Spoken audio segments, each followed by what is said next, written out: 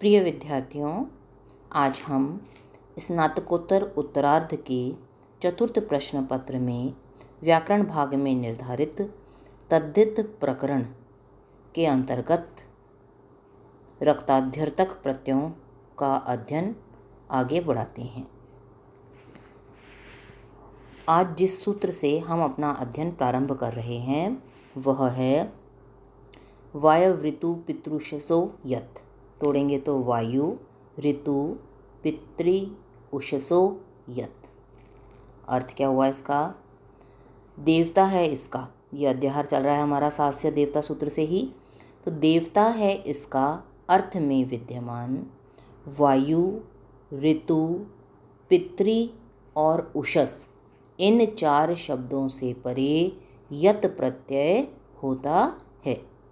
देवता है इसका अर्थ में वायु ऋतु पितृ और उषस, इन चार शब्दों से परे यत् प्रत्यय होता है।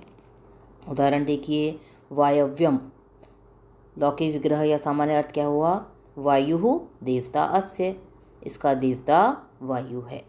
तो देखिए, वायु प्रथमा का एक वचन है तो वायु प्लस प्रथमा एक वचन में आप सुप्रत्यय ले आइए और देवता है इसका अर्थ में यत् प्रत्यय आ गया आपका। सामने सूत्र दीजिए, वायव ऋतु पितृषसो यत् सूत्र से देवता है इसका अर्थ में वायु शब्द से परे यत् प्रत्यय प्राप्त हुआ। यत् में से य शेष रह गया। हलंत्यम सूत्र से अंतिम तकार की संज्ञा और तस्य लोप से उसका लोप होगा, या फिर आप लिख सकते हैं अनुबंध लोप। अगली पंक्ति में सु का लोप भी कर दीजिए जैसे हम करते आ रहे हैं। कृतद्य समासाश्य सूत्र से वायु सु की प्रातिपदिक संज्ञा होगी और सुपो धातु प्रातिपदिकयों से प्रातिपदिक के अवयव सु प्रत्यय का लोप हो जाएगा। तो वायु प्लस य रह गया आपका।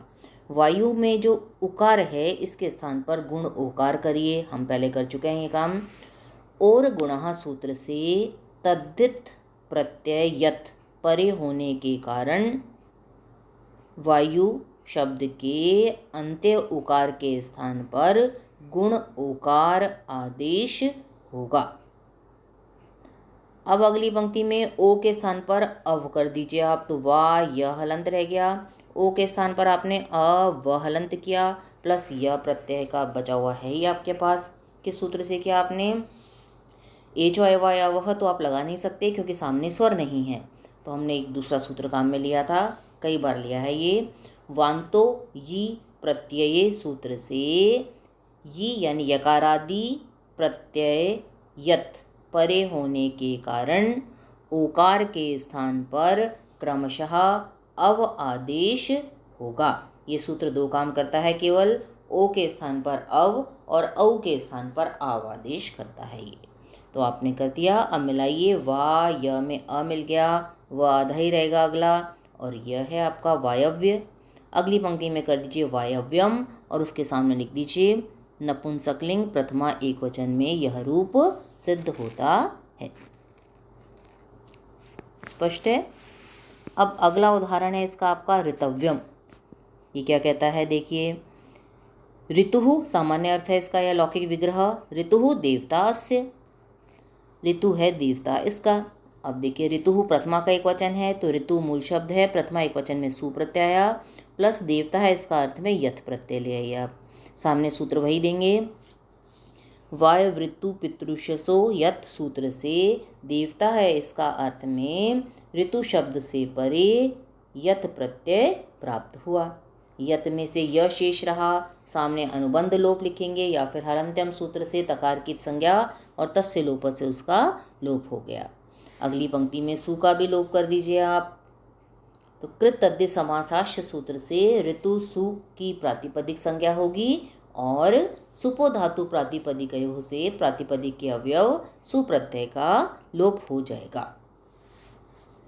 अगली पंक्ति में ऋतु में जो उकार है इसके स्थान पर गुण ओ कर दीजिए, तो ऋतो प्लस य और गुणः सूत्र से तद्धित प्रत्यय यथ परे होने के कारण ऋतु शब्द के या ऋतु पद के अंत्य उकार के स्थान पर गुण ओकार आदेश होगा। अगली पंक्ति में ओ के स्थान पर अव कर दीजिए, तो रित हलंत रह गया आपका, ओ के स्थान पर व हलंत किया आपने, प्लस यह है ये आपका प्रत्यय का बचा हुआ। सूत्र वही है, वांतो ये प्रत्यय सूत्र से यत प्रत्यय परे होने के कारण या यकार आदि प्रत्यय परे होने के कारण ओकार के स्थान पर क्रमशः अव आदेश होगा। अब सबको मिलाइए आप, तो क्या बना आपका, री त में आ मिल गया, अधा व य, ऋतव्य। अगली पंक्ति में कर दीजिए ऋतव्यम और उसके सामने दीजिए नपुंसकलिंग प्रथमा एक वचन में यह रूप सिद्ध होता है। अब पितृ और उषस का और बनाना है, तो उसमें उसे करने के लिए हमें पहले ये सूत्र लिखना पड़ेगा। देखिए क्या कहता है ये सूत्र, ऋंग ऋतः। अब क्या अर्थ है इसका, कृत भिन्न प्रत्यय और कैसा होना चाहिए वो, असार्वधातुक यकार तथा चुई प्रत्यय परे होने पर ह्रस्व ऋकारांत अंग के स्थान पर ऋंग आदेश होता है। कैसा प्रत्यय सामने विद्यमान होना चाहिए, जो कृत भिन्न हो तो ये हमारे तद्धित प्रत्यय हैं, असार्वधातुक हो तो सार्वधातुक संज्ञा तो यत की नहीं है आपने, क्योंकि सार्वधातुक संज्ञा किसकी होती है, तिंग और शित की, उसमें नहीं आता है यत प्रत्यय। यकार होना चाहिए उसके आदि में, तो यह भी है आपका, या फिर च्वी प्रत्यय परे हो तो हमारा तो पहले वाला यत प्रत्यय में सारी चीज़ें आ रही हैं आपकी तीनों। तो कृत भिन्न और असार्वधातुक यकार तथा च्वी प्रत्यय परे होने पर ह्रस्व ऋकारांत अंग, ह्रस्व ऋकारांत कौन से आपके, पितृ, तो उसके अंत्य ऋकार के स्थान पर ऋंग आदेश आप कर देंगे। उदाहरण बनाइए, पितृयम। पितृयम का लौकिक विग्रह क्या हो गया, बहुवचन में ये पितरः देवता अस्य, पितर हैं देवता इसका, तो पितरः देवता अस्य। पितृ मूल शब्द है आपका, प्रथमा बहुवचन में सु और जस प्रत्यय आ गया, प्लस देवता है इसका अर्थ में यत प्रत्यय आ गया। सामने सूत्र वही दिया आपने, वायव ऋतु पितृशसो यत सूत्र से देवता है इसका अर्थ में पितृ शब्द से परे यत प्रत्यय प्राप्त होगा। यत में से यह शेष रखिए, सामने तकार का लोप करके लिख दीजिए अनुबंध लोप, या फिर हलंत्यम सूत्र से अंतिम तकार की संज्ञा होगी और तस्य लोपा सूत्र से उसका लोप हो जाएगा। क्लियर है आपका।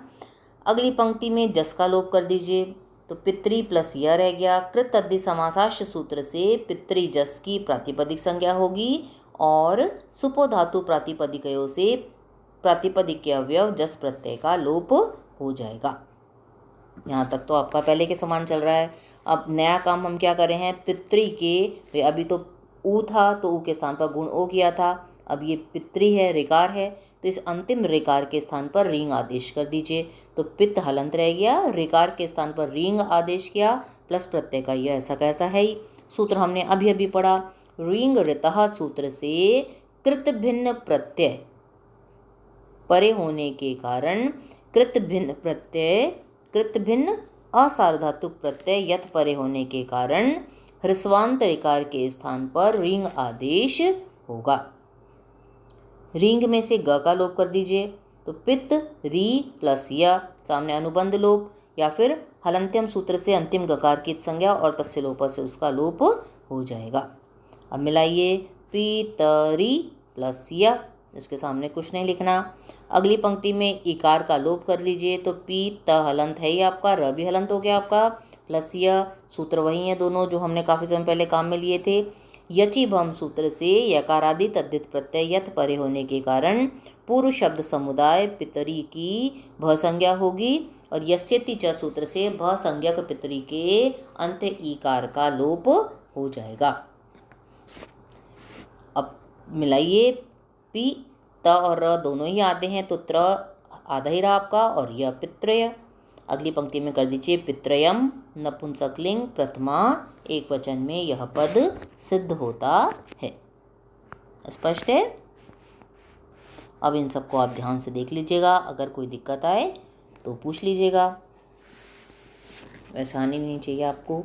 ये इनमें से जो आपका है ये है वायव्यम, ये कई बार परीक्षा में आता है और ये सूत्र भी कई बार पूछ लिया जाता है, वायव ऋतु पितृशसो यत, तो इसको आप ध्यान से देखिएगा। कल हम अगले सूत्र से अपना अध्ययन प्रारंभ करेंगे।